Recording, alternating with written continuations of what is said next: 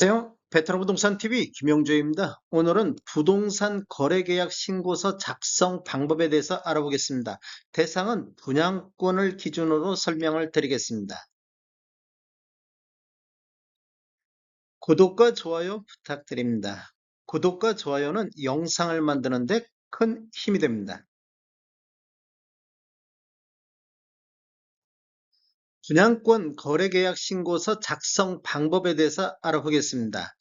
이런 자료를 보면 개정 2023년도 8월 22일자 양식이 되겠습니다. 일단 부동산 거래계약 신고서를 보면 이런 식으로 매도인이라든지 매수인, 개업공인중개사 작성란이 있는데 먼저 매도인 작성을 보면 이름을 기록하고 주민번호 작성하고 국적 대한민국 표시하시면 되겠습니다.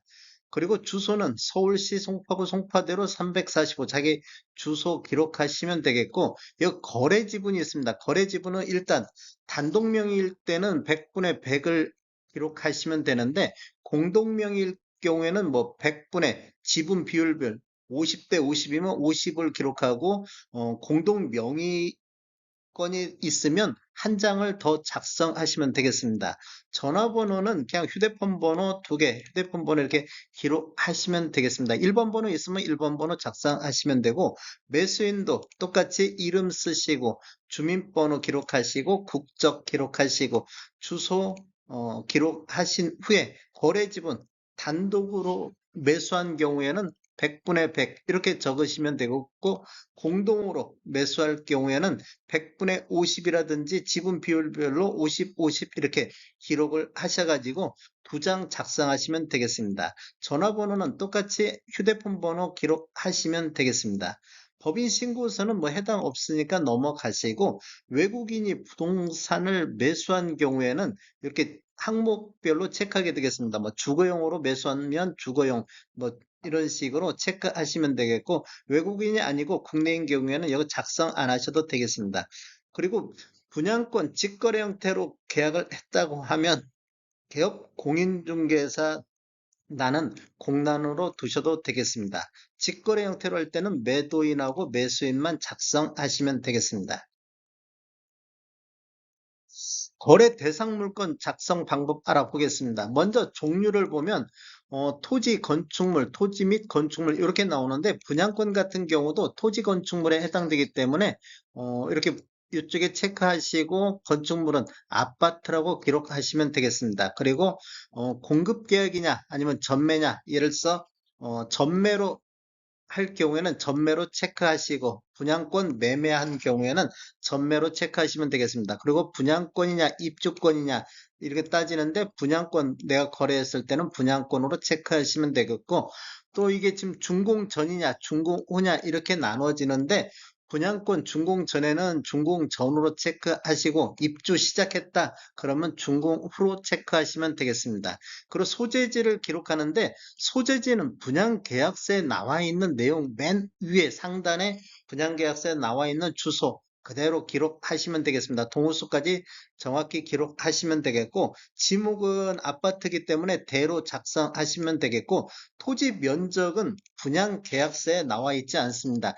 토지 면적은 분양사무실로 문의해가지고 토지 면적을 작성하시면 되겠고, 토지 거래 지분은 이거는 작성 안 하셔도 되고, 대지권 비율이 있는데, 분양 계약서를 보면 대지권 비율이 있습니다. 예를 들어서 분양사무실에서 면적이 98,000이라고 알려주시면 98,000분의 타입별로 전용 면적 이렇게 토지 지분이 기록이 되어 있습니다.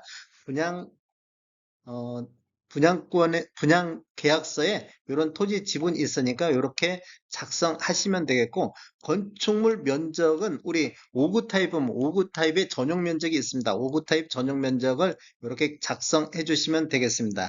그리고 계약 대상 면적을 보면 토지는 이 타입별로 이렇게 토지 지분 면적 그대로 41.52 이렇게 작성하시면 되겠고, 건축물은 타입 전용 면적 이렇게 59.8476 이런 타입의 전용 면적을 기록해 주시면 되겠습니다.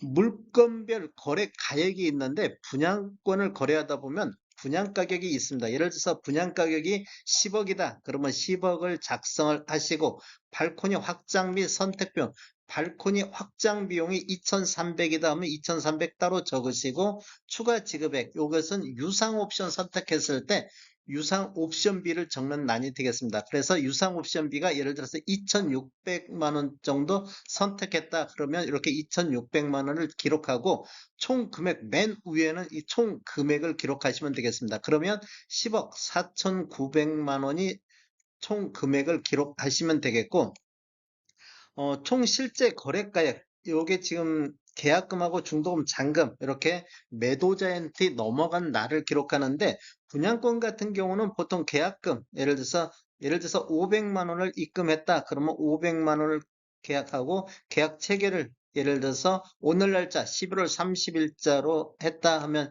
11월 30일자로 기록하시면 되겠습니다. 그리고 분양권 같은 경우는 보통 중도금 없이 바로 잔금으로 넘어가는데 이 잔금 일자는 뭘로 정하냐? 우리 분양권 명의 변경, 분양사무실에서 분양권 명의 변경하는 날짜를 잔금일로 정하시면 되겠습니다.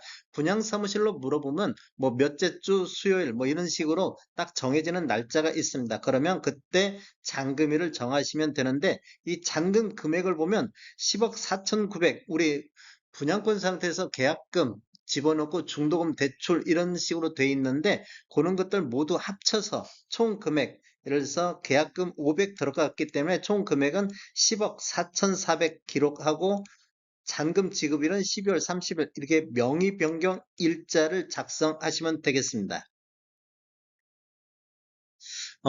종전 부동산은 분양권 같은 경우는 작성 안 하셔도 되겠고 나머지는 이제 날짜만 쓰고 하는데 요게 23년도 12월 7일자 우리 계약하고 나서 30일 이내에 신고하게 되기 때문에 신고서 작성할 때는 아까 뭐 11월 30일자에 계약했다. 그러면 예를 들어서 일주일 돼 11월 7일자로 신고하셔야 된다. 꼭 30일 이내에 신고를 하셔야 되는데 이렇게 매도인하고 매수인 이렇게 서명하시고 둘 중에 한 분이 가서서 신고하시면 되는데 우리 보통 부동산 거래계약서 우리 현장에서는 매도자가 부동산 거래계약 신고하는 경우가 있습니다. 왜냐하면 매도자가 이렇게 아까 분양계약서에 나와 있는 그런 면적이라든지 뭐 대권 비율이라든지 그런 거 보고 작성할 수 있기 때문에 매도자가 주로 신고한다는 것. 매수자도 할 수 있습니다. 분양계약서만 받으면 다 하고 이게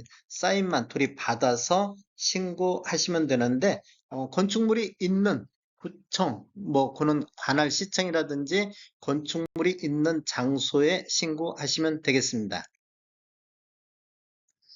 신고 작성 시 유의사항 한번 알아보겠습니다. 신고 작성 시 유의사항을 보면 지금 분양권 우리 실거래 신고 금액이 취득 당시 실제 거래가액으로 보아서 나중에 내가 매도할 때 양도 차익 기준할 때 기본이 된다는 가격 아시면 좋겠습니다. 그러니까 내가 산 금액 그대로 신고를 하셔야지 다운이라든지 업계약 쓰시면 나중에 양도소득세 내가 팔을 때 이런 문제가 있을 수 있습니다. 특히 다운계약 같은 경우는 이런 문제가 있다는 거 아시고 하시면 좋겠습니다. 그리고 직거래했을 경우에는 신고서에 공동으로 서명 날인한 후에 거래 당사자 중 일방이 신고하시면 되겠습니다. 매도인이 하셔도 되고 매수인이 하셔도 되는데 우리 그냥 관례상 매도인이 하시는 게 뭐 좋을 것 같습니다. 그리고 부동산 거래 신고를 할 때는 30일 이내에 신고를 해야 된다는 거, 30일이 넘어가면 과태료가 나온다는 거 알고 계시면 좋겠습니다. 그리고 중요한 게 거래계약 그 체결일, 우리 계약서 작성일로 해가지고 30일 이내에 신고했다. 이러면 나중에 잘못되는 경우가 있습니다. 왜? 이렇게 우리 거래가 합의한 날, 우리 아까 가계약금이라든지 이런 통장으로 돈을 주고받으면 그게 근거 자료가 돼서 그 날짜 이후로 30일 이내에 신고해야 나중에 과태료 처분을 안 받을 수가 있습니다. 계약서 작성일이 아닌 구체적으로 특정된 날짜, 그 날짜부터 30일이라는 거 염두해 두시면 좋을 것 같습니다. 이건 신고서 작성 방법이니까 앞에서 설명드린 내용 한번 나중에 읽어보시면 좋을 것 같습니다. 다음에 더 좋은 정보로 찾아뵙겠습니다.